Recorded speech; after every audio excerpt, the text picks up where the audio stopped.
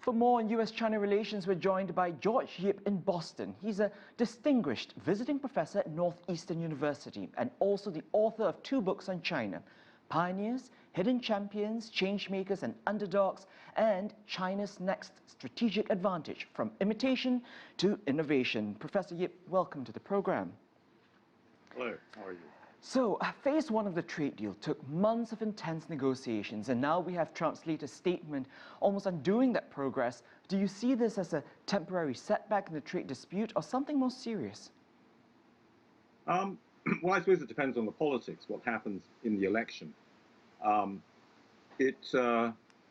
just don't think this situation will stay, it's not sustainable for a long time, because it's not good for either country. So, who would be the winner and loser in all that? Well, you know, when there are trade wars, both countries are losers.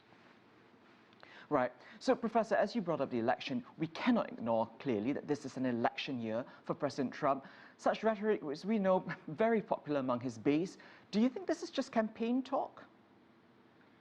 Trump has been speaking about China for about 20 years, so he actually believes it himself, but of course he's ratcheting it up because it is also the election year. Right. Now, Donald Trump continues to blame China for the pandemic, as we heard there, even, blaming him and saying that the trade deal needs to not even happen because of that. And yet the situation appears largely under control in China, not so much here in the US. Well, I'm not a healthcare expert, so I'd rather not comment on what's happening in the pandemic. I'd rather talk about the trade and economics and business. Okay, fair enough. So every day, we're starting to see more cracks in the US-China ties. We've also seen US interference in domestic Chinese affairs, such as Hong Kong security, the blocking of Huawei's 5G technology. In fact, China's Foreign Minister Wang Yi said Thursday that Sino-US relations are facing the most serious challenges yet since diplomatic ties were established. Your thoughts on this?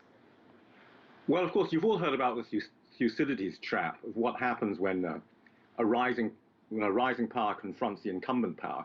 So yes, China is really, in my mind, a more serious challenge to the USA than the USSR ever was, although in a different kind of way. The USSR was a military threat to the US. China is not a military threat, and I very much hope it will not become that.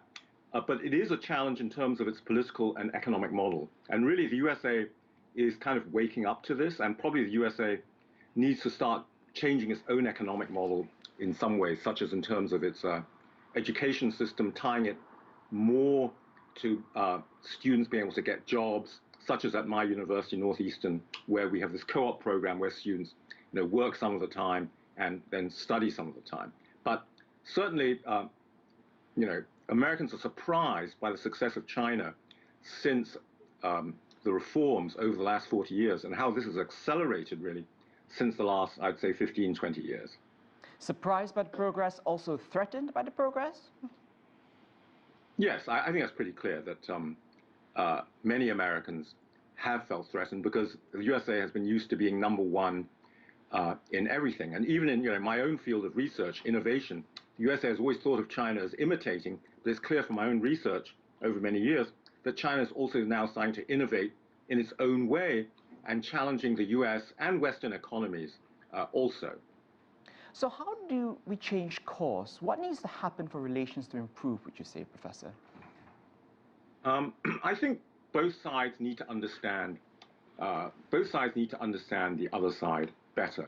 For example, China needs to recognize that, of course, the USA has 300 million plus citizens, more than 200 million voters, who each have their own opinions and pressure the political system. So I think China needs to start working at this grassroots level and not just think about dealing with a few leaders. On the other side, the USA needs to have a better understanding of the Chinese system as well, of what the Chinese Communist Party does, for example. I often ask Americans and foreigners, what percentage do they think of the adult population belongs to the Communist Party? And I usually hear it's either 1% or 90%. They don't actually realize it's 7 or 8%, which is, large enough, small enough to be an elite and big enough to control a lot of things, but that there's also, a lot of diversity within the party that isn't shown to the outside.